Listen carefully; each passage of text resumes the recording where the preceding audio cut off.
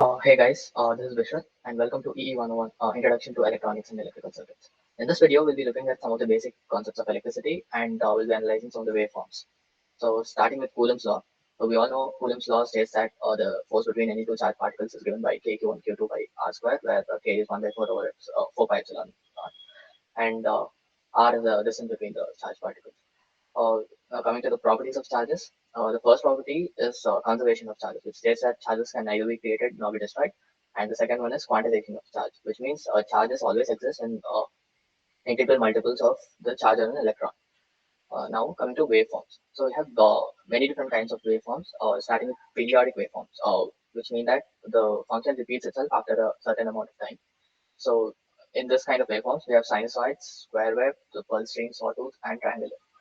So here are some of the graphical representations of those waveforms. And the second type of waveforms are the transient waveforms, which do not repeat in the sense like the exponential and the damped sinusoid.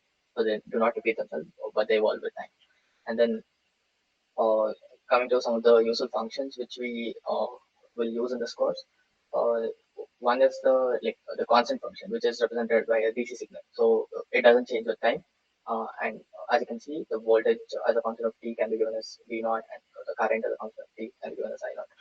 And similarly, the step waveform. So the step function, as you all know, will take the value 1 whenever the input is greater than 0, and a 0 whenever the input is less than 0.